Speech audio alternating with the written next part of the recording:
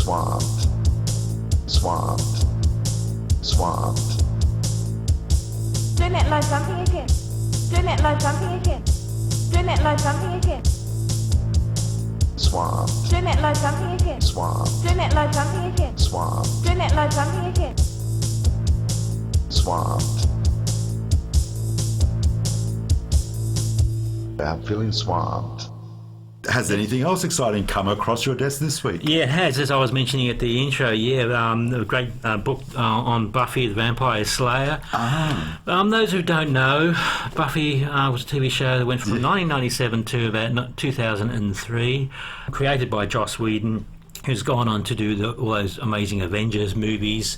It also spawned a sequel, Angel, starring David Boreanaz.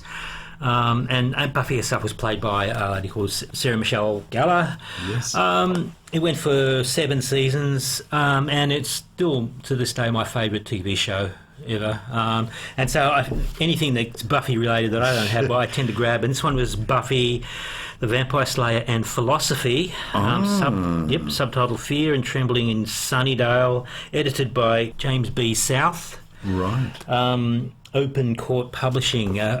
Basically a tract that features many essays from a number of philosophy so sort of a compilation, Russ. Talking about the connection between Buffy and philosophy, where the ideas of philosophy come into Buffy, where Buffy is influenced and inspired by it.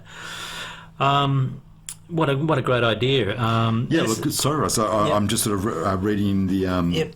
in the preface here that it's actually the series which has been edited by William Irwin. So there's 4 volumes, and it sounds great. I mean, we've got Seinfeld and philosophy, The Simpsons and philosophy, The Matrix and philosophy, and of course the 4th volume being Buffy the Vampire Slayer. All under the pop culture and philosophy. But there are more books than that. I also have another book which takes the TV show Mad Men. Philosophy from the point of view of Mad Men as well. That's just the start. Yeah, what a brilliant idea. It is, yeah. And just to give you a brief intro to the book about what it's about, the first article called Faith and Plato, You're Nothing, Disgusting Murderous Bitch by Greg Forster, a fabulous article where he's talking about... The philosophical construct he's using for that one is one that was originated with that old Greek man Plato. Oh, him. Yeah, him. Yeah, a thing called Eudaimonism, which is basically the idea that those people who are morally good, who act in morally good ways, are the happiest. Right. That's the basic concept between going with Eudaimonism, and he sees that strand in Buffy, especially in the character of Faith. Right. To get a little bit further, explaining Eudaimonism, and it sounds too much like a Buffy concept, so I'm going to call it actually Undemonism, which makes more sense to me. It's taking the demon out of the person and putting the good. It's like, I guess, Angel. I was about to say, does he Angel obviously or represent even Spike? Yeah. I mean, you can see the connection straight away with those two characters already.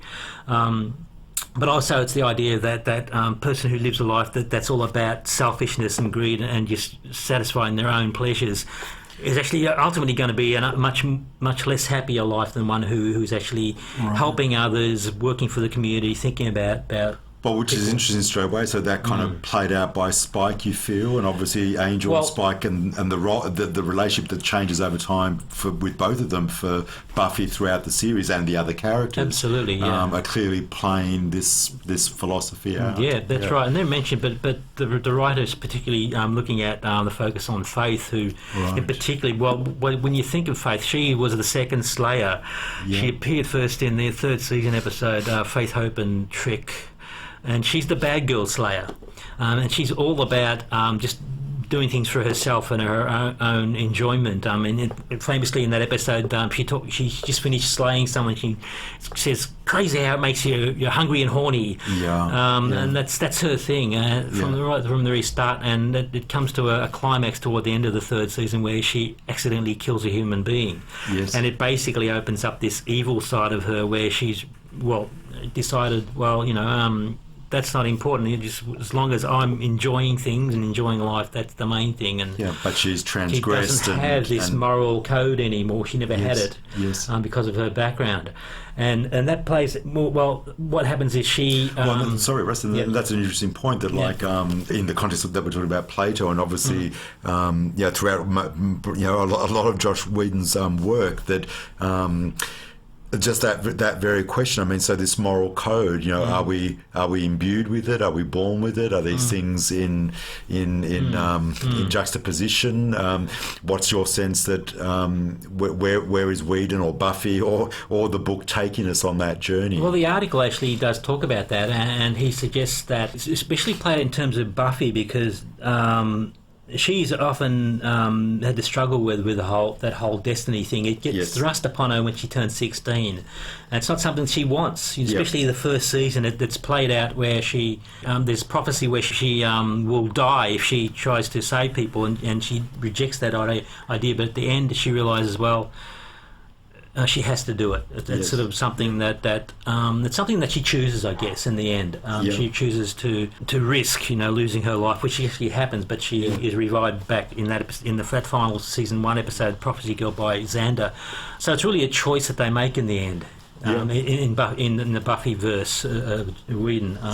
So it's not an easy choice. It's one that Buffy often rejects and struggles with. Yeah. She ultimately, Buffy obviously embraces it as a very important part of who she is. And here comes Taffy the Wonder Dog. Hello, Taffy the Wonder Dog. Our special guest speaker. She wants to talk a bit about Buffy and philosophy. So woof woof, Taff. Yep. Oh, and now she wants out. No, she doesn't want to talk about Buffy. What you're talking about Buffy and philosophy now, man, I'm not interested. But I want to bring it back to Faith, basically, Faith's story. And that kind of answers the question for you, I guess. If you look at Faith's story, at the end of the 3rd season, she is actually in a coma because she ends up having a fight with Buffy, and Buffy sends her under, and she's in the hospital. And then in the 4th season, she wakes up. And there's an amazing episode which is talked about in this article called Who Are You?, where she changes bodies with Buffy. Buffy changes into Faith's body, and this is playing out basic scenario that Plato talks about in the Republic as well, to do with Eudaimonism, where a person who's basically transgressing all the time gets to experience life as a good person, and then what life is like with them. And that's what happens with Faith in this episode. Who Are You? She actually is praised by this woman whose life she saves from a vampire, and she can't really handle it. And she has a talk with Buffy's mother, and Buffy suggests, because she's talking to, she thinks is Buffy, but it's actually Faith in Buffy's body, and she tells Buffy that she thinks Faith is probably not very happy. Which upsets Faith as well, and this episode goes along until it gets to a climax where Faith ends up having sex with Buffy's boyfriend Riley.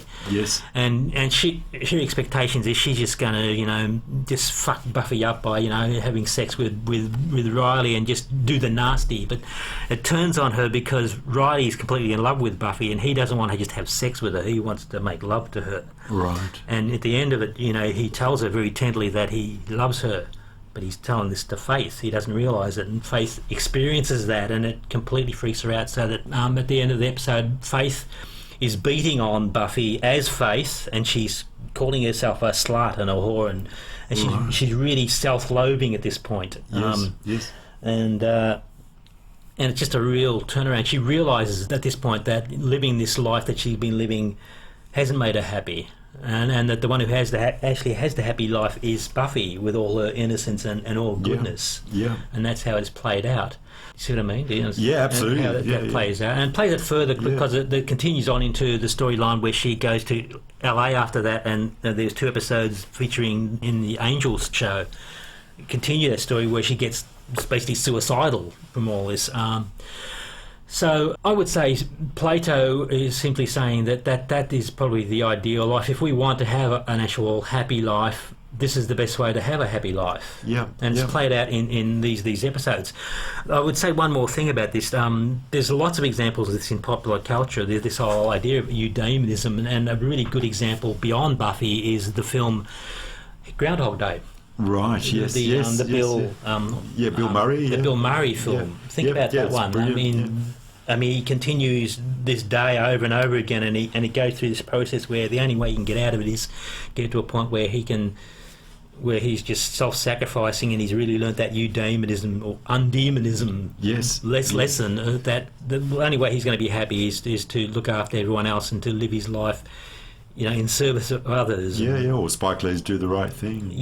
That's another one. Very good example of it. And that's what it comes down to. Undemonism, do the right thing. In its simplest form. Yeah, absolutely. Very interesting. Yeah, I definitely want to read that essay, and I definitely want to read a few more. I think that that's a really interesting series, Russ. Buffy, Vampire and Philosophy, edited by James B. South. Beautiful. Yeah.